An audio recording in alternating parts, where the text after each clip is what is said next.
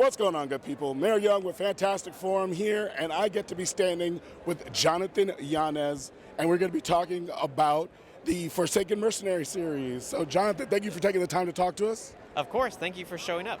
Absolutely, absolutely. So, dude, talk to us about what the book series is really all about. For sure. So I've been writing science fiction and fantasy for the last 11 years, and this is our best-selling sci-fi series. So basically, Forsaken Mercenary, we see that Jason Bourne meets Wolverine type of hero. He knows how to fight, and he heals quickly, but he doesn't know why. Characters from his past start reaching out to him like, hey, we know exactly what you are. You're not this nice guy that you think you are. You are an animal. So now he has to decide whether he wants to go back to that life, is trying to be a better version of himself. Yeah. I found it really interesting because, like you said, the book begins with our main character, Daniel. Right? Yes, yeah. Daniel Hunt. Yeah. Basically, like, not having any memories or whatnot. Right. So, of course, obviously that the healing factor and the memory loss, of course, that's where you get the Wolverine illusion from. Yes. But it's really interesting because it's like he has, like, a little life set up for himself already. Right. And so it's like he's still kind of, he knows that he's missing memories, but at the same time, it seems like the way where you started him off at, he kind of enjoys the life that he has. Yes, so he does. it's really a conflict in regards to whether he wants to go down the rabbit hole of really finding out more about where he actually comes from. Yeah, what's really cool about this series, it's like the character is the villain, right? Because who he used to be was a bad guy. So he's like fighting against himself, like we all are, trying to be the best version of ourselves we want to be every day, right? So he's doing the same thing. He's trying to be better, even though he was this past, like, basically badass. Yeah, absolutely. Like you said, you mentioned how characters from the past, start coming into his life. Yes. The first one that we get introduced to is Wesley, if I'm not mistaken, right? Is it Wesley? Yes. Yeah. Okay, so it's like... Wait, have you read this? Yeah, I haven't read the whole book, but I have been... Okay, you know exactly what you're talking about. Like, you're guessing really, really well. Or he's read my book. No, I read the... Of Thank course, you for absolutely. So, Wesley... Like, tell me a little bit about the inspiration for that character, because I felt like, you did a really good job of, like, setting a stage for him to, like, be introduced into the world. Thank you. So tell me about the inspiration behind that character. So I tried to mesh together all of my favorite genres, right? So we have kind of like that Jason Bourne Wolverine is the main character.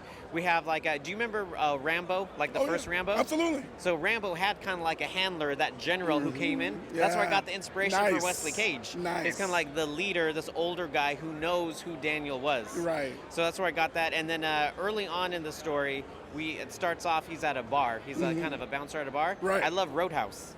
So that was like the Roadhouse. Yeah, that Roadhouse inspiration came from there. So I'm like putting all these different ideas and themes that I love as a consumer into my craft. Nice. No, dude, it obviously is 100% doing its own thing, but you can definitely, like, if you can kind of feel the illusions. It definitely feels like it's new and familiar at the same time. So that's really good. Yes, like I feel like as creators, we can pull inspiration from, like, no idea is new. It's a story that's retold. There it is. And only a way that you could do it. So like if you and I were going to tell the same story about mech warriors in space, we would both write mech warriors in space, but it'd be two different stories because it's two different people writing it. Exactly.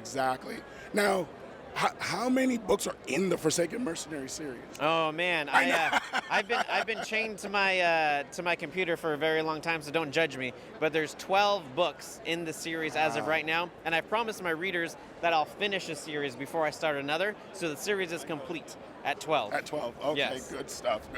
And so, what made you decide? Like, or I guess maybe the better way to ask the question is: were you initially shooting for like 12 books, or were you just like, well, I'm going to tell the story of this character, and where it leads me is where it goes? Yeah, so I try not to outline. So like when I'm writing a book, I don't have like I'm going to hit A, B, C, and D points. I just get to know the characters really well, and I follow him on his journey. So I don't outline at all. So I was just like in there with the characters, and they were like, there's explosions happening. Like Earth is Mad Max. It's post-apocalyptic. So they go back to Earth, and there's adventures happening there. And I just kept on writing, and more characters from his past started coming out. They're all mercenaries, and he can heal quickly, but the other ones have different abilities as well. So the story just kept on going. So the fans were happy because I haven't lost that I write for the fans, right? Right. Like, I'm not so full of myself where I think, like, oh, I'm just so great, I'm doing this all by myself. Like, I write for fans. So they kept on telling me, we love it, we want more books. So I just kept on writing. We got to 12. Wow, that's really interesting. You know, you're telling a story about like humanity that has basically like started colonizing the stars or whatnot. You went there, or where we find Daniel, he's living on the moon. Correct. Yeah. So it's like, tell me about how it is that you decided to do that kind of world building. Because obviously, I mean, lunar bases are something that is almost a sci-fi staple at this point, but at the same time, it's like, how do you decide, how am I going to set my lunar world apart from all the other things that I've seen and what it is that I already love? Well, I'm going to be honest with you. I'm not very smart. I'm not a very smart individual. I'm just going to be honest. So when I decided what I wanted to do, I didn't want to get like so deep into space where I was going to have to start explaining like faster than light travel and all these tropes. So I was like, when we begin to colonize, I would imagine a world we'd probably go to the moon first, and then maybe Mars. So that's as far as I get in this series.